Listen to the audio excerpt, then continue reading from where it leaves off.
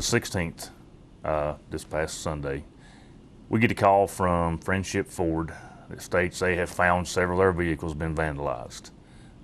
Our patrol officers go out there. They find that 11 vehicles on the back of the used car lot have been jacked up. They've been set on wood planks, and the tires and rims are all gone, for a total of 44 tires and rims taken. That part of the lot is in the very back. It's off the parkway a little bit. Good place to not be seen if you didn't want to be seen. Now, the lot does have gates, and it is enclosed in a fence, but what we found is they cut a hole in the fence up at the cemetery on Cemetery Road. One of the vehicles parked up there and was up there for roughly 3 hours before we see the vehicle leave. We don't know what the other vehicle was. It was obviously more than one vehicle, more than one person. This was several people doing this. You're talking about jacking up 11 cars, taking the tires and wheels off, throwing them over the fence, loading them up and leaving in 3 hours. So this was more than a couple of people. We were able to determine that they did park up off Phillips Wood on the back side of the fence. They had broke part of the fence down that holds the barbed wire up and threw the tires over. We have found some evidence in that area that has been sent off to the lab. So hopefully we'll get lucky, get some information from the forensic evidence. But what we really would like to have is some help from the public, because that's a lot of tires and wheels to move. It was off new vehicles as well as used vehicles.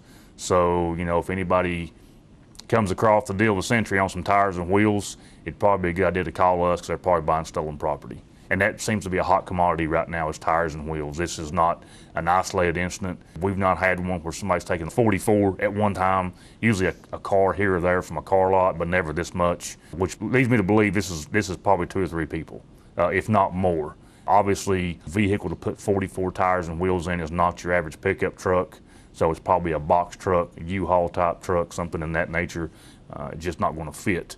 The vehicle that we saw in surveillance video going into the cemetery, that's not the vehicle they were loaded into. It's nowhere near big enough. So my guess is that was the first crew that went in, cut the fence, went down, started taking the tires and wheels off and jacking the vehicles up. They can call our tips line. They can be anonymous. We just need any help we can get. Like I said, if somebody comes up to you with selling 4 brand new sets of tires with the brand new rims on them, something should be suspicious to begin with. The rest of them are used, but I don't know if they're going to try to offload these here, or they could be an out-of-state group that's passing through. We know that another jurisdiction, not 45 minutes from here, had the exact same type deal happen to them 4 days prior. So this could be a group of people moving through the area, but it could be somebody local also.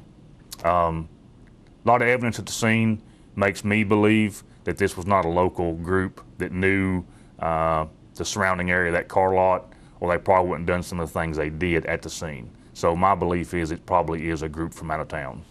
This is a pretty brazen act to stay on that car lot for over 3 hours, park a vehicle where all it takes was somebody to drive by and see that thing sitting there to call us. So I don't think this was their first rodeo.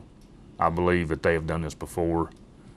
It just, like I said, and what makes me believe it was out-of-towners is because of the way they went about it. There was easier ways to do this, and they took pretty much the hard route to do it. So I'll leave it at that. So any information will be great. If anybody's seen anything strange, anybody, in a U-Haul type or a big box van in the area, that would help us out a lot also.